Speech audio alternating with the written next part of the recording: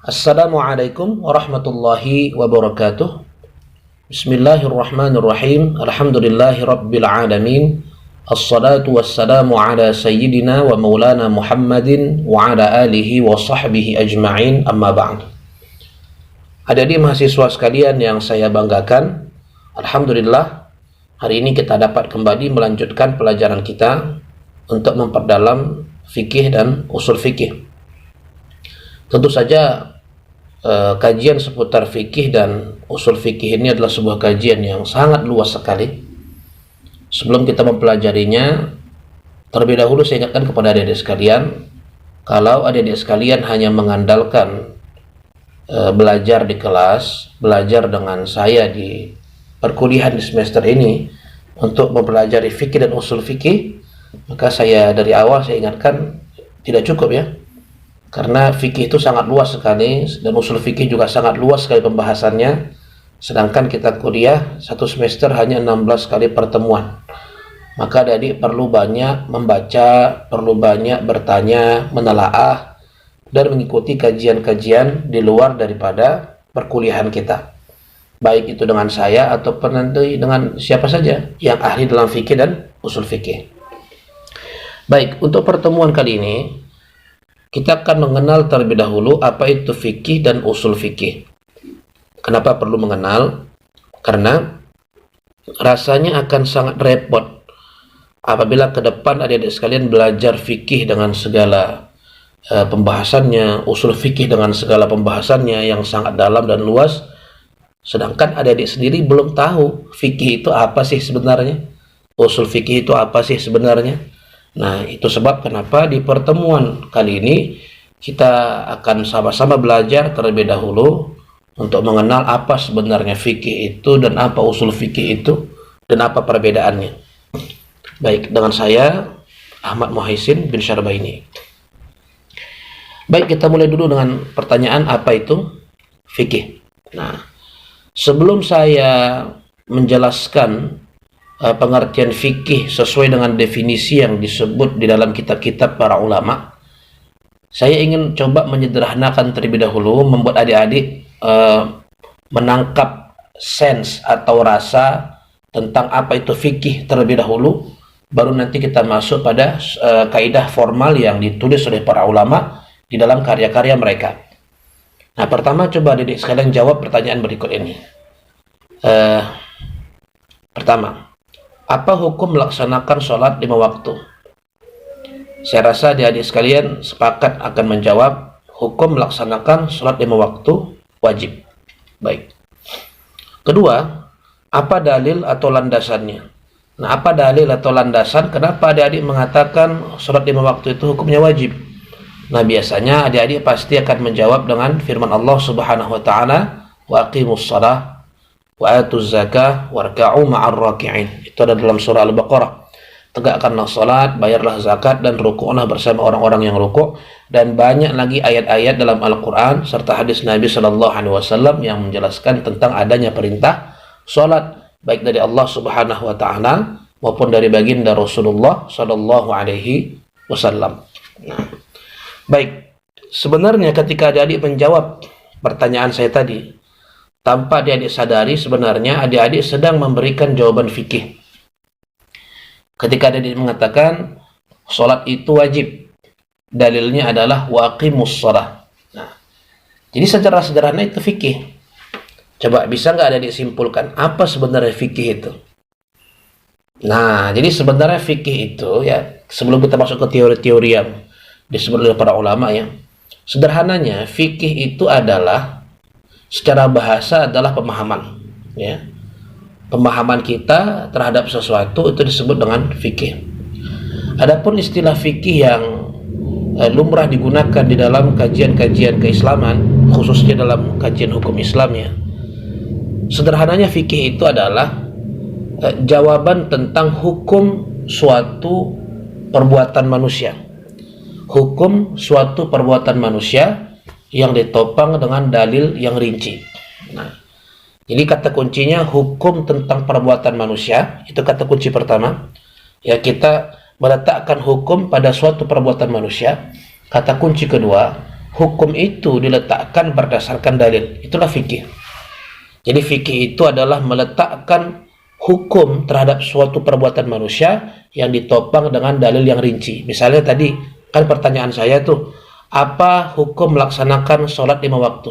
Nah, sholat itu kan perbuatan manusia kan? Nah, jelas. Nah, dia perbuatan manusia. Kita ingin menetapkan hukum pada perbuatan manusia ini, yaitu sholat 5 waktu. Apa hukumnya? Maka kita letakkanlah hukumnya. Sholat 5 waktu itu hukumnya wajib. Nah, tapi fikih belum selesai sampai di situ. Fikih bertanya, apa dalilnya secara rinci? Kenapa Anda mengatakan sholat itu wajib? Oh, dalilnya firman Allah, wa aqimus shalah. Nah, itulah fikih. Jadi fikih itu adalah ilmu yang mempelajari tentang hukum suatu perbuatan yang dilakukan oleh manusia yang ditopang dengan dalil yang rinci. Nah, jadi ciri khas fikih adalah menjelaskan suatu hukum atau hukum suatu perbuatan beserta dalilnya secara rinci dalam kurung tafsil. Jadi tafsil itu dalam bahasa Indonesia artinya rinci ya. Disebut rinci kenapa? Karena dalilnya langsung menukik kepada kewajiban sholat. Nah, misal nih, sholat 5 waktu hukumnya wajib dengan dalil surah Al-Baqarah ayat 43 yang kita bacakan tadi. Puasa Ramadan hukumnya wajib dengan dalil surah Al-Baqarah ayat 183. Itu fikih tuh. Berzina hukumnya haram dengan dalil surah Al-Isra ayat 32. Wala taqrabuz zina. Ya, jangan kalian dekati perzinahan. Ada larangan di sana. Mengambil riba hukumnya haram dengan dalil surah Al-Baqarah ayat 275. Memakan jengkol ketika hendak sholat berjamaah hukumnya makruh dengan dalil hadis riwayat Imam Muslim berikut, man akala al-bawsala wath-thuma wal-qurras fala yaqrabanna masjidana fa innal malaikata tata'adza mimma yata'adza minhu banu adam. Siapa yang makan bawang putih, bawang merah, pokoknya makanan yang berbau-bauan ya, yang kalau dicium tuh nggak enak aromanya walaupun mungkin enak rasanya. Nah, siapa yang makan itu, maka janganlah dia mendekati masjid kami. Berarti ada larangan jangan mendekati masjid. Kenapa? Karena sesungguhnya para malaikat itu merasa tersakiti dengan apa yang menyakiti dengan apa yang menyakiti Bani Adam. Jadi kalau kita kan nggak suka itu ya aroma. Kalau kita ngomong sama orang ada aroma jengkol di mulutnya. Ya, kita kan nggak suka dengan hal-hal yang sifatnya mengganggu hidung, mengganggu penciuman. Nah, yang mengganggu penciuman manusia, yang mengganggu suasana sehingga menjadi nggak enak untuk ngobrol gitu, yang nggak enak untuk berdekatan orang tersebut, kita kan terganggu dengan itu. Nah, para malaikat pun adik-adik sekalian terganggu dengan rasa bau itu. Nah, sehingga pergi ke masjid dengan aroma yang busuk, aroma yang bau karena barusan makan bawang putih, bawang merah atau jengkol, peti dan sebagainya. Itu terlarang dengan larangan makruh. Itulah fikih. Nah, baik, jadi setelah kita tadi membahas beberapa ciri-ciri fikih gitu ya, maka sekarang kita masuk pada kaidah ataupun definisi yang disebut oleh para ulama dalam kitab-kitab mereka. Jadi fikih itu sederhananya adalah al-ilmu bil ahkami syar'iyyatil amaliyah al-muktasabu min adillatiha tafsiliyah. Jadi fikih itu adalah ilmu yang membahas hukum-hukum syarak terkait perbuatan manusia yang digali dari dalil-dalilnya yang rinci. Nah, jadi silakan di garis bawah itu. Jadi kata kuncinya adalah fikih itu adalah ilmu yang membahas hukum-hukum syarak terkait perbuatan manusia. Itu ciri pertama. Jadi yang dibahas itu hukum tentang suatu perbuatan manusia. Jadi kita nggak membahas tentang akidah manusia, tidak membahas tentang akhlak manusia, karena itu bidang ilmu yang lain. Nah, fikih adalah bidang ilmu yang mempelajari hukum dari suatu perbuatan manusia. Kemudian ciri yang kedua itu adalah fikih itu ya digali dari dalil-dalilnya yang rinci. Misalnya kita bicara masalah hukum puasa, dicarilah dalil yang rinci yang memang berbicara tentang puasa, baik itu dari Al-Quran, dari hadis Nabi dan sebagainya. Baik, jadi itu adalah fikih. Nah, sekarang kita beranjak pada pembahasan yang kedua, yaitu apa itu usul fikih. Jadi setelah tadi kita mengenal Apa itu fikih? Yaitu ilmu yang mempelajari tentang hukum syariat terhadap suatu perbuatan manusia yang ditopang dengan dalil yang rinci atau digali dari dalil-dalil yang rinci. Sekarang kita masuk pada pembahasan apa itu usul fikih. Baik, silakan dibaca ini adik sekalian. Ketika kamu mengatakan bahwa hukum sholat 5 waktu itu wajib dengan dalil surah Al-Baqarah ayat 43, yaitu waqimus sholah tadi, pertanyaannya, di mana pada ayat tersebut ada pernyataan bahwa sholat itu wajib? Kan nggak ada ya, waqimus sholah itu kan maknanya tegakkanlah sholat, kan begitu kata Allah. Ayat itu tidak mengatakan sholat itu wajib atau tegakkanlah sholat karena sholat itu wajib. Kan ayat itu nggak ngomong begitu ya. Ayat itu hanya mengatakan tegakkanlah sholat. Begitu pula dengan dalil tentang puasa. Pada kata yang mana pada surah Al-Baqarah ayat 183 terdapat pernyataan wajib puasa. Yang ada kan dalam Al-Quran itu, ya ayyuhalladzina amanu kutiba alaikumusiyam. Jadi yang tahu bahasa Arab ya, yang tahu bahasa Arab coba kita artikan secara bahasa. Wahai orang-orang yang beriman, dituliskan ke atasmu puasa. Tidak, atau diperintahkan ke atasmu puasa, begitulah. Cuman kan dalam ayat itu tidak ada kata diperintahkan ke atasmu puasa dan puasa itu wajib, kan nggak ada seperti itu ya. Tapi kenapa selama ini kita mengatakan sholat fardu yang 5 itu hukumnya wajib, puasa Ramadan hukumnya wajib? Nah, kenapa? Jadi sebelum kita belajar definisi usul fikih, saya mau kalian memikirkan ini dulu. Kenapa bisa kita katakan sholat itu wajib? Kenapa bisa kita katakan puasa itu wajib? Apa dasarnya? Nah, mungkin kalian akan menjawab, Pak, di dalam surah Al-Baqarah ayat 43 tadi kan ada perintah, wa aqimus shalah, tegakkanlah salat. Berarti kalau sudah Allah yang perintah ya wajib itu, Pak. Nah, umumnya jawaban para mahasiswa begitu ya. Dalam Al-Quran Allah katakan kutiba alaikumusiyam, diperintahkan ke atas kalian untuk berpuasa. Ya. Kalau ada perintah situ, Pak, berarti wajib kan? Karena langsung Allah yang memerintahkan kita. Nah, baik. Sebelum kita menjawab seperti itu, coba lihat slide berikut ini. Lihat yang poin nomor 1. Dalam Al-Quran itu ada perintah tahajud. Dalam Al-Quran surah Al-Isra ayat 79. Coba nanti dicek Al-Qurannya ya. Jadi ke depan kalau belajar ilmu usul fikih ini, adik-adik itu mesti bawa Al-Quran. Upayakan minimal Quran yang ada di handphone atau di Android, sehingga mudah nanti untuk melacak ayat-ayat yang kita jadikan sebagai contoh-contoh dalam pelajaran usul fikih kita ini. Dalam Al-Quran surah Al-Isra ayat 79 ada perintah tahajud. Wa minal laili fatahajjad bihi nafilatan lak. Dan pada malam hari kerjakanlah tahajud, kata Allah, sebagai amal tambahan bagimu. Di situ ada perintah fatahajjad. Tahajudlah, kata Allah. Ada perintah di situ.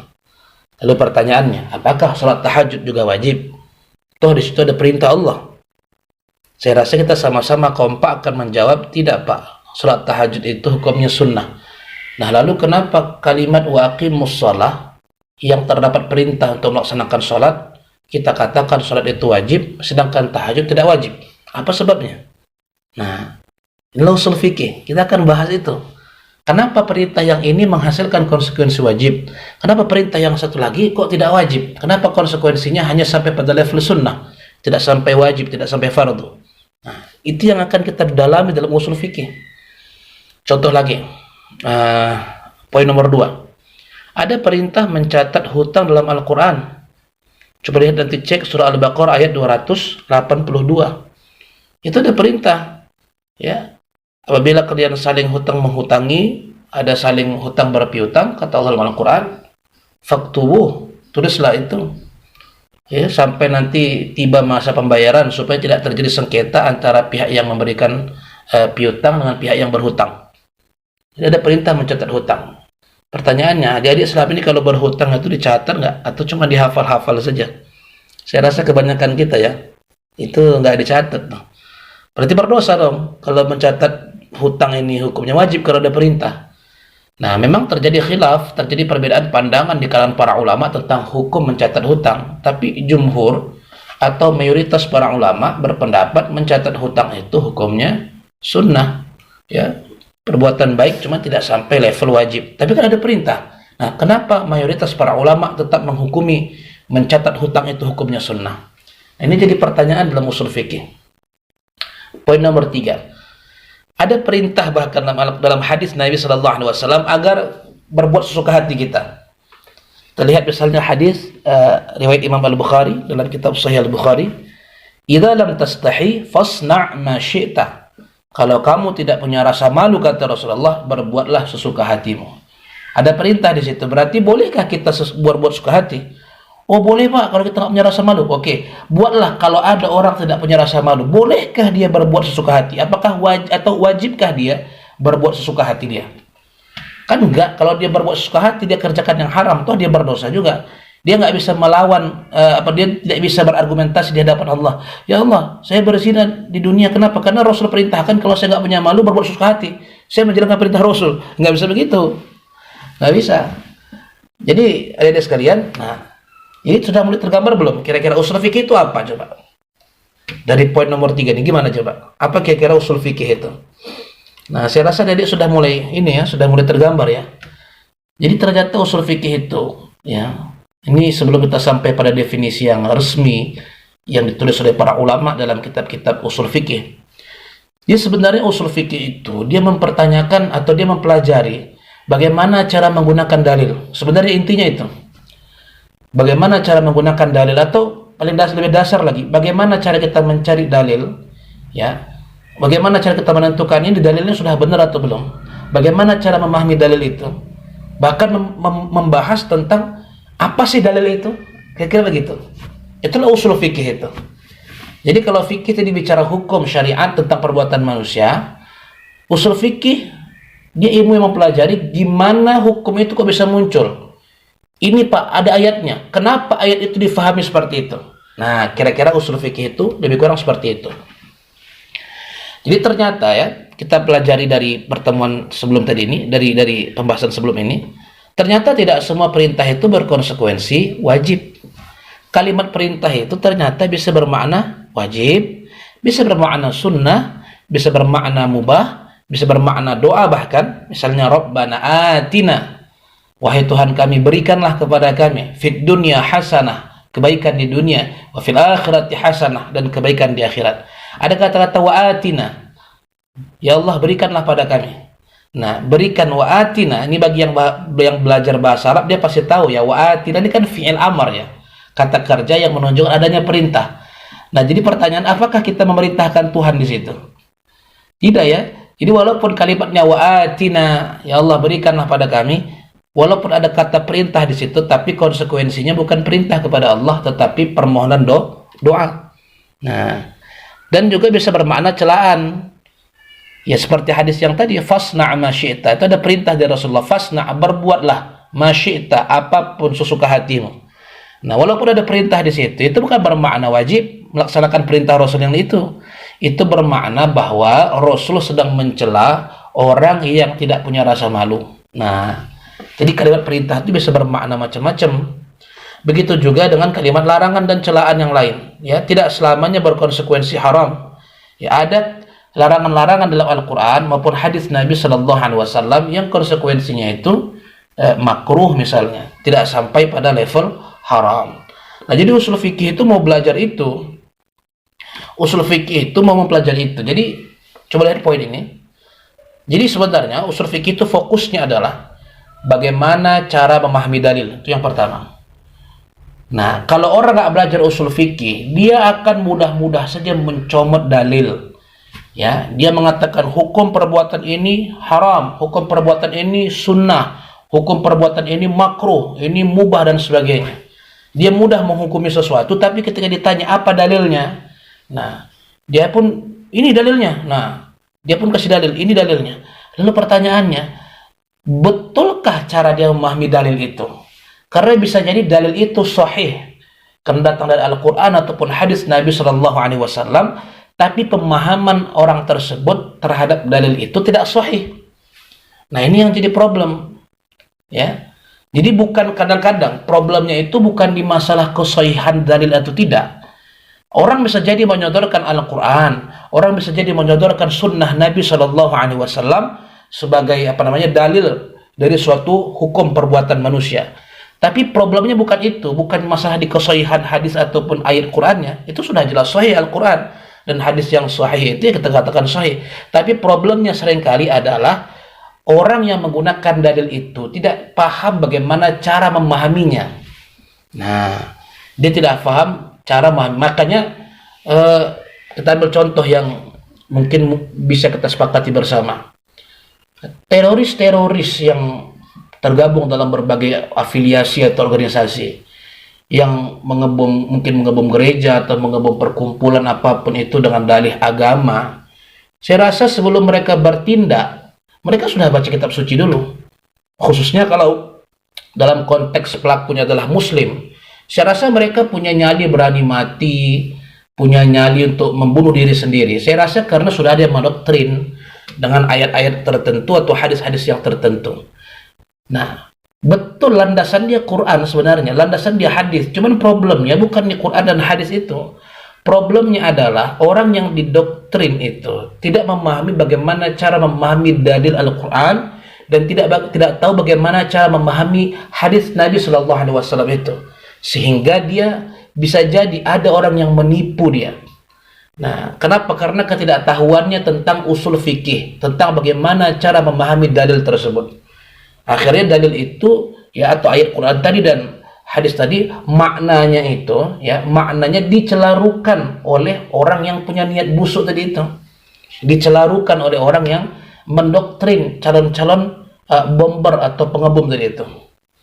Nah, jadi di sini penting ilmu usul fikih. Jadi usul fikih itu dipelajari dengan harapan bahwa kita sebagai kaum muslimin faham bagaimana cara memahami ayat-ayat Quran, hadis Nabi Shallallahu Alaihi Wasallam dan dalil-dalil yang lain yang nanti akan kita pelajari dalam rangka untuk menggali hukum syariat. Nah, yang kedua usul fikih itu fokusnya adalah mempelajari apa saja yang dapat dijadikan dalil atau sumber hukum. Nah, jadi usul fikih mengajarkan kepada kita yang mempelajarinya tentang apa saja yang dapat dijadikan dalil atau sumber hukum. Nah, yang membedakan antara orang yang belajar usul fikih dengan orang yang tidak belajar usul fikih ialah orang yang tidak belajar usul fikih biasanya pikirannya itu sempit dalam memahami hukum. Dalam bayangan dia, suatu hukum itu hanya bisa dinyatakan haram, wajib, sunnah, dan sebagainya kalau ada ayat Quran dan hadisnya. Kalau nggak ada ayat Quran, nggak ada hadisnya, berarti itu bid'ah misalnya. Padahal nggak begitu ya. Dalam ilmu usul fikih kita diajarkan ternyata sumber hukum Islam itu bukan cuma Al-Quran dan hadis. Al-Quran dan hadis jelas merupakan sumber ajaran Islam dan merupakan ya salah satu dari sumber hukum Islam. Jelas itu. Cuman hukum Islam itu bukan hanya boleh diambil dari Al-Quran dan hadis Nabi Sallallahu Alaihi Wasallam, karena ternyata Al-Quran dan hadis Nabi juga mengajarkan kepada kita ada dalil-dalil yang lain yang dapat dijadikan sebagai sumber penetapan hukum. Misalnya, dalam ilmu usul fikih kita diajarkan ada sumber penetapan hukum atau sumber hukum namanya ijma', ada namanya qiyas, ada namanya istihsan, ada namanya maslahah mursalah, ada namanya sadduz zari'ah, ada namanya madhab sahabi, ada namanya al-istishab, banyak lagi. Yang mana semua ini ya menurut para ulama berdasarkan penggalian mereka terhadap Al-Quran dan Sunnah memang diizinkan oleh Al-Quran, diizinkan oleh hadis untuk dijadikan sebagai sumber hukum yang lain selain daripada Al-Quran dan Sunnah. Misalnya saya kasih contoh, kalau kita minum nauzubillah aja, jangan dipraktekkan, ini contoh saja. Misalnya apa hukum meminum kamput? Apa hukum minum kamput atau minuman keras yang umumnya sekarang beredar itu?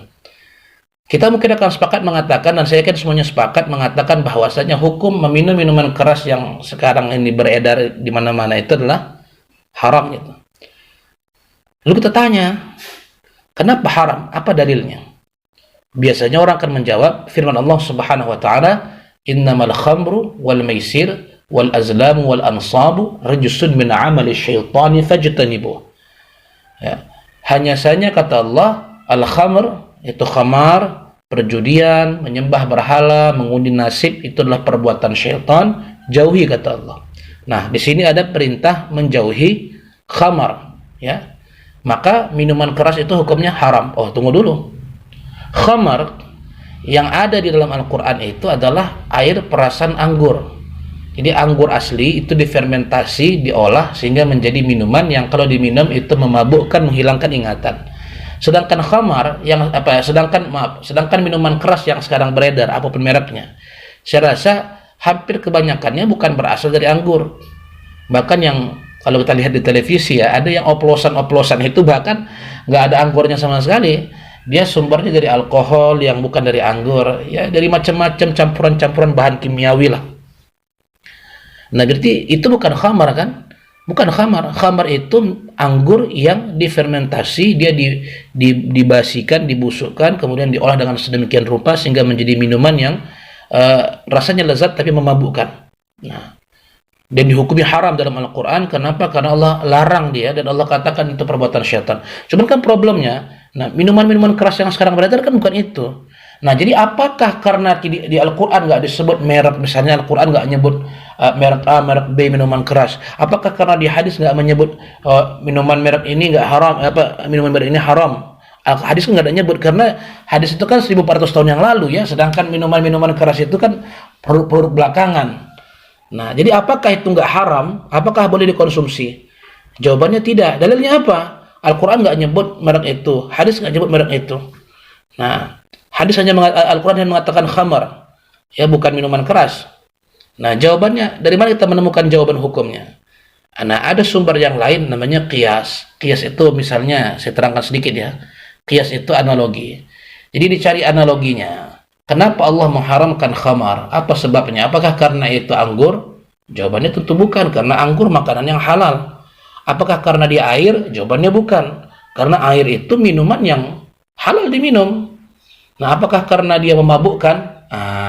Kita cek dalam hadis. Ternyata benar. Alasan kenapa khamar diharamkan oleh Allah berdasarkan hadis Nabi Shallallahu Alaihi Wasallam adalah as-sakaru, yaitu memabukkan. Makanya kata Rasulullah Shallallahu Alaihi Wasallam, kullu muskirin haramun wa in kathiruhu wa qaliluh. Setiap yang berpotensi memabukkan adalah haram, baik jumlahnya sedikit ataupun banyak.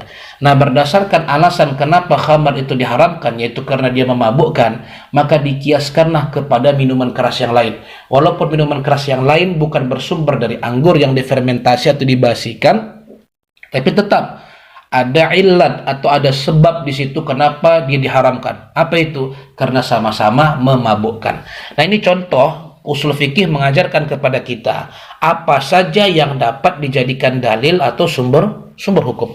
Nah, nomor 3, usul fikih juga mengajarkan kepada kita siapa yang berhak menetapkan hukum, siapa yang berhak menentukan ini haram, ini halal gitu.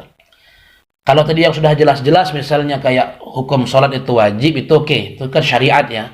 Tapi gimana kalau dia sesuatu yang dalam Al-Quran dan hadis nggak rinci Allah jelaskan? Allah tidak menjelaskannya secara detail. Nah, gimana cara kita menetapkan hukumnya? Siapa yang berhak? Apakah semua orang berhak untuk menggali hukum dari Al-Quran dan hadis Nabi Sallallahu Alaihi Wasallam? Ya, apakah orang yang baru belajar satu atau dua ayat Quran atau satu atau dua hadis berhak menetapkan hukum? Nah, jawabannya kan tentu tidak.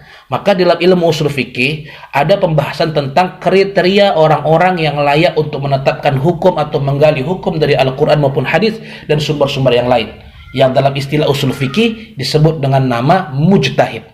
Nah, jadi nanti usul fikih akan membahas siapa itu mujtahid, siapa itu mufti, orang yang berhak mengeluarkan fatwa, bagaimana metode ijtihad, bagaimana cara menentukan ijtihad kita itu benar, siapa yang boleh berfatwa, nah bagaimana bentuk fatwa itu, apa efek dari fatwa itu semua dibahas dalam ilmu usul fikih.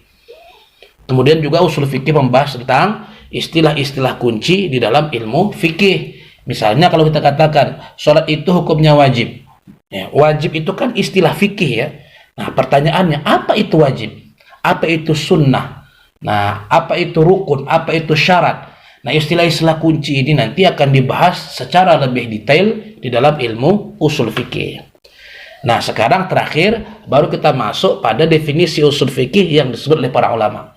Jadi setelah tadi kita mempelajari tentang ciri-ciri usul fikih itu seperti apa ya, gambaran-gambaran usul fikih itu seperti apa. Jadi sekarang fahamlah kita bahwa usul fikih itu adalah al-ilmu bil qawa'id allati tursimul manahij listinbatil ahkamil amaliyyati min adillatiha tafsiliyah.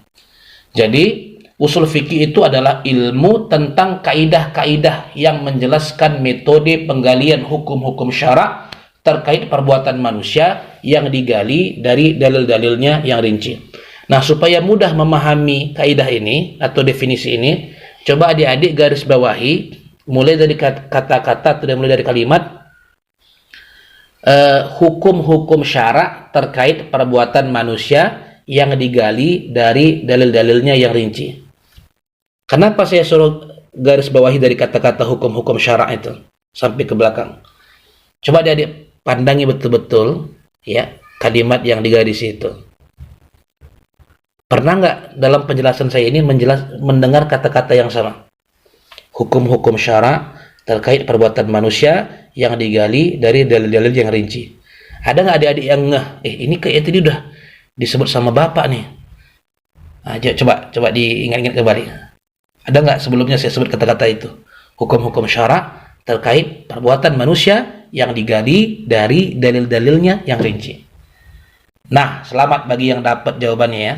Sebenarnya kata-kata hukum-hukum syarak terkait perbuatan manusia yang digali dari dalil-dalil yang rinci dalam bahasa lain itu adalah fikih. Ingat nggak? Ya, bagi yang ingat selamat ya. Nah, berarti kuat nih ingatannya nih. Jadi sebenarnya jadi dalam tanda kurung bisa dibuat fikih gitu. Dalam tanda kurung di ujungnya bisa dibuat tanda kurung, dalam tanda kurung fikih begitu. Jadi usul fikih itu adalah ilmu tentang kaidah-kaidah yang menjelaskan metode penggalian fikih. Nah, gitu saja.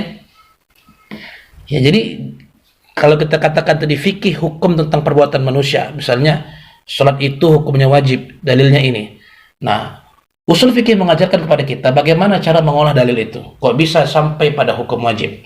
Dan apa itu wajib itu sendiri? Siapa yang berhak mengatakan itu wajib? Siapa yang berhak menggali dan menetapkan hukum itu wajib? Siapa yang berhak menggali bahwa ayat itu makna perintah di situ sampai pada level wajib? Nah, ini semua adalah bahasan ilmu usul fikih. Jadi nanti di usul fikih kita akan belajar banyak teori-teori, akan belajar banyak kaidah-kaidah, yang mana kaidah-kaidah itu dapat kita gunakan untuk menggali fikih ya lebih dalam, baik itu hukum yang terkait dengan ibadahkah atau muamalahkah, ekonomi syariah misalnya, atau dalam berbagai perbuatan manusia sehari-hari yang akan kita lakukan sehari-hari. Nah, jadi adik-adik sekalian, sampai sini fahamlah kita bahwa ilmu usul fikih itu sangat penting. Jadi kalau dalam bahasa mudahnya, tidak ada fikih melainkan dia mesti berpijak di atas ilmu usul fikih. Jadi kalau ilmu usul fikihnya benar, teori-teorinya benar, maka akan menghasilkan fikih yang benar. Tapi kalau fikihnya tidak didasarkan atas teori-teori usul fikih yang benar, yang main comot saja dari Al-Quran, dari hadis dipahami sendiri tanpa kaidah usul fikih yang jelas, maka dapat dipastikan ya pemahaman seseorang terhadap hukum syariat jelas akan ngawur, salah, sesat dan menyesatkan.